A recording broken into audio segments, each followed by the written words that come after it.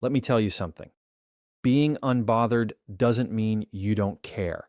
It means you care differently. It means you value your peace enough not to hand it over to every little moment that doesn't deserve it. You don't need to clap back. You don't need to prove your point. You need to pause. That pause, that's power. That's training. When someone throws you shade, don't plant it, don't water it, don't grow it, walk past it. You've got better things to do, and I get it.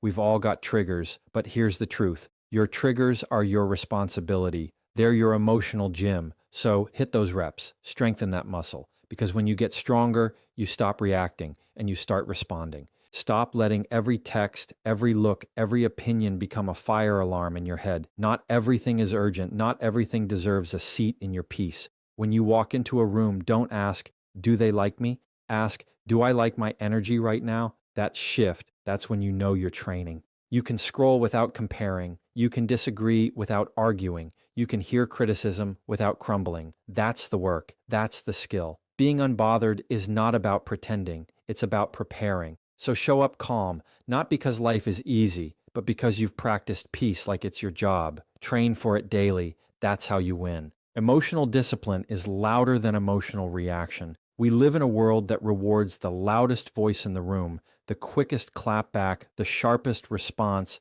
but that noise fades. What doesn't fade is the person who stayed composed when chaos walked in. Emotional discipline is about knowing what to feel and when to show it. It's not denial, it's control. When you walk into a situation that's messy, charged, and heavy, the person who keeps their cool isn't weak. They're practiced. They've trained themselves to feel deeply without bleeding on everyone around them. That's power. That's a voice that doesn't need to shout to be heard. When you react, you give the other person the remote control to your emotions. They push a button and you jump. That's not strength, that's programming. Emotional discipline is learning how to hold the remote yourself. You still feel the emotion, anger, sadness, frustration, but you pause before you move. You pause before you speak. You don't let the heat of the moment turn into words you can't take back. And that pause isn't weakness. That pause is wisdom. It's awareness. It's you understanding that emotional maturity is not about suppressing the fire. It's about learning how to hold it without burning everything down. We've all been in situations where someone says something out of line. They go too far, they hit a nerve, they try to provoke, and the old you might have exploded, might have yelled, might have matched their energy just to protect your own pride. But what if I told you that silence sometimes is the loudest flex? That holding your composure while someone else unravels is not only strength, it's growth. That's emotional discipline. You see it, you feel it, but you choose to respond with thought, not impulse. And when you do that, you become unshakable in rooms that used to rattle you. There's a difference between reacting and responding. Reacting is instant, it's triggered, it's raw. Responding takes breath, it takes pause, it takes restraint. Not because you're afraid, but because you're focused.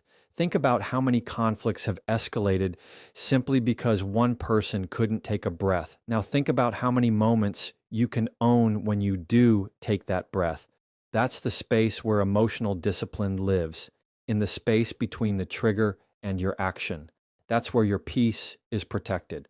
That's where your energy is filtered. That's where your growth is visible, not to prove anything to others, but to prove everything to yourself. People will test you, that's a guarantee. Life will test you, that's a promise. And the goal isn't to avoid the test, the goal is to stop failing it. When you start practicing emotional discipline, you start seeing these tests as opportunities, not to perform, not to impress, but to stay grounded. It's in the middle of a heated conversation that you learn the value of a deep breath. It's when someone disrespects you that you understand the power of self-control, because at the end of the day, your reaction is your responsibility, and that's what separates someone who's easily bothered from someone who's deeply rooted. Your emotions are valid, every single one of them, but not every one of them needs a stage. Emotional discipline is choosing which emotions get a mic and which ones get processed in private. That doesn't mean you don't express yourself. That means you express yourself with intention, with timing, with impact. Think about how strong you are when you can feel something deeply and still not let it control your next move. That's emotional strength. That's character. That's the result of discipline that didn't come overnight, but through trial, failure, reflection, and consistency. Training emotional discipline is like building muscle. You don't get it from one moment of calm. You get it from choosing calm over and over again, even when you have every reason to react, especially then. The moments when you're shaking, when your pride is loud, when your instinct wants to snap. That's when you're building it, not with a loud voice, but with a steady presence. You're learning to be the thermostat, not the thermometer. You set the temperature. You hold it, even when everything around you wants to spike. That's how you become emotionally disciplined, and that's how you stay unbothered. Boundaries are not walls. They are doors with locks. The difference matters more than people realize. A wall shuts everything out, even the good. A locked door lets in what aligns and keeps out what doesn't. It's intentional. It's controlled. Boundaries are not about being mean, cold, or distant. They are about being clear. They're about saying, this is how I want to be treated, and meaning it with your actions, not just your words. You can love people deeply and still say, this is not okay with me. That's not harsh. That's healthy. Too often, we wait for people to cross a line before we admit the line even exists. And by the time they've crossed it, resentment's already built. Boundaries don't need to be built out of anger. They should be built from awareness. Knowing what drains you, what confuses you, what triggers you, and having the courage to design your life around protection instead of apology. A boundary is not a punishment to others. It's a form of self-respect. It's you recognizing that you don't owe your time, energy, or space to people just because they want it. You owe those things to yourself first. There's a fear that comes with setting boundaries, especially when you've been a people pleaser. You start to wonder, what if they leave? What if they get upset? But here's what matters more. What if you stay and keep getting hurt? What if you keep stretching past your limits just to make someone else comfortable? That's not kindness. That's self-abandonment. Boundaries protect you from abandoning yourself. And yes, some people will get uncomfortable when you start enforcing them, especially if they benefited from you having none. That's not your problem to fix. That's their mirror to face. You're not here to be accessible 24/7. You're not here to be agreeable at your own expense. You're not here to be everything to everyone. And when you realize that, something shifts. You stop explaining yourself so much. You stop over-apologizing. You stop negotiating with your own peace just to keep others from feeling uncomfortable. Boundaries bring freedom. They make your yes mean something because your no has weight. They bring clarity to your relationships, to your habits, to your mind. They're not rigid rules. They're flexible filters. They're how you stay aligned with who you're becoming. It's not always about cutting people off. Sometimes it's about changing how close they get. You can still love someone and not answer every call. You can still care and not engage every time they try to pull you into chaos. Boundaries allow you to stay connected without being consumed.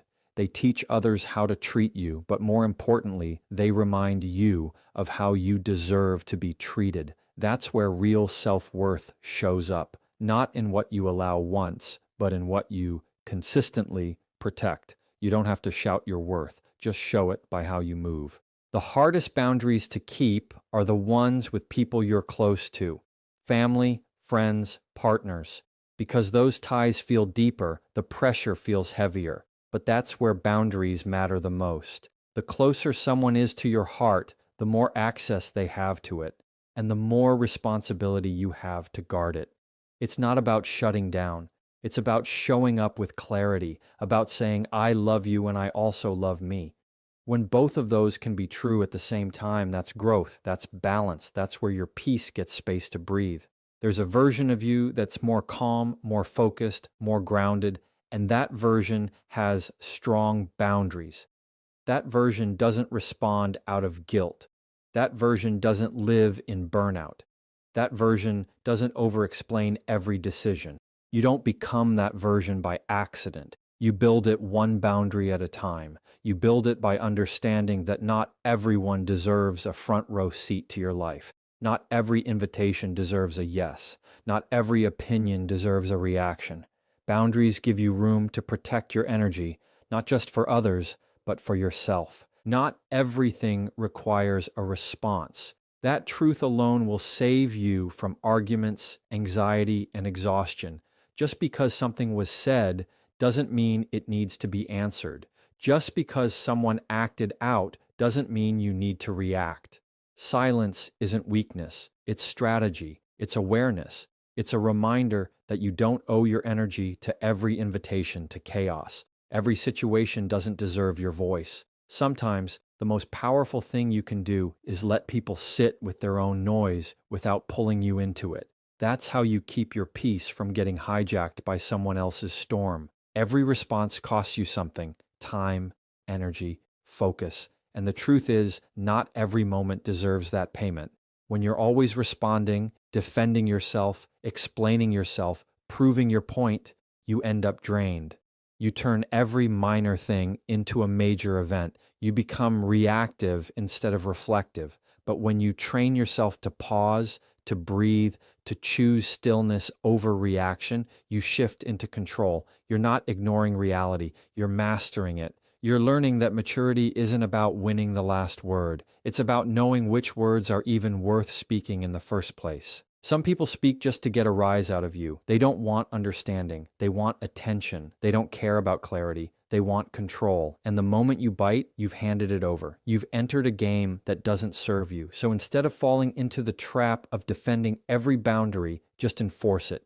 Instead of explaining every decision, just live it.